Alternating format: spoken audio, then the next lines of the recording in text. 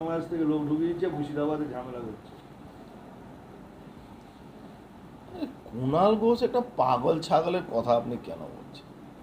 কুণাল ঘোষকে দেখলেন না রামনবমী মিছিলে 4টে মুসলমানকে দাড়িওয়ালাকে নিয়ে ঘুরে বেড়াচ্ছে। কুণাল ঘোষের বক্তব্য আমিও শুনেছি, নাকি বাংলাদেশের মস্তান ক্রিমিনালদেরকে নিয়ে বিএসএফ ঢুকিয়ে অপারেশন করে পাঠিয়ে দিচ্ছে। তো এইরকম এরকম একটা পাগল লোক বলতে পারে এই তৃণমূলেই সম্ভব আছে। মুখপাত্র হয়ে কি করে বলে? আমি বলছি তৃণমূলেই সম্ভব আছে। বিএসএফ লোক ঢুকিয়ে বাংলাদেশের লোক আবার, তার মানে যে ইউনুস ওখানকার তো মমতা ব্যানার্জির দাদা ভাই, তার মানে ইউনুসও কি বিজেপির সঙ্গে মিলে গেছে? ওর বক্তব্য এটাই।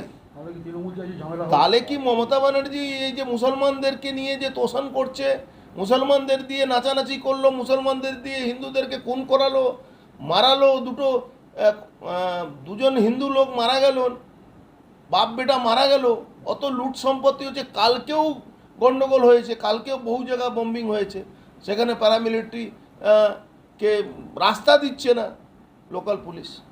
তো এটা কি একটা লোক, একটা মুখপাত্র, তৃণমূল কংগ্রেসের মুখপাত্র, এটা দিয়ে বারবার সব বড় বড় রিপোর্টাররা একটাই কথা বলে কি একদম তৃণমূলকে সর্বনাশ করার জন্য এই লোকটা এইসব বক্তব্য করে। কুণালকে দিয়ে বলাচ্ছে না কুণাল নিজে থেকে বলছে? দেখুন, আমার মনে হচ্ছে কুণালকে দিয়ে কেউ বলাচ্ছে, পিসি বলাচ্ছে না ভাইপো বলাচ্ছে আমি জানি না, বাট কেউ না কেউ বলাচ্ছে। কেন এই ধরনের একটা অসভ্য কথা একটা এজেন্সির ব্যাপারে, যে এজেন্সি আমাদের দেশকে সুরক্ষার মধ্যে আছে, ফার্স্ট যদি কোনো দেশ অ্যাটাক করে তারা বর্ডারে কিন্তু বিএসএফ বর্ডার সিকিউরিটি ফোর্সই লড়াই করে।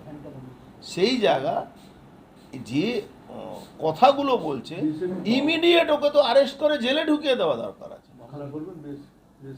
দেখুন, বিএসএফ হয়তো আমি মামলা করতে পারি না, বিএসএফকে এর এগেনস্টে মামলা করে তুলে নেওয়া দরকার।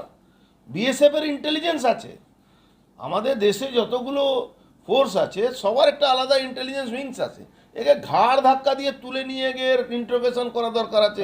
কি কুণাল ঘোষকে কি কোন জায়গা থেকে আমরা কোন ক্রিমিনালকে বাংলাদেশ থেকে নিয়ে এসে এই গন্ডগোলটা করাচ্ছে? মমতা ব্যানার্জি গন্ডগোল করাচ্ছে রে ভাই।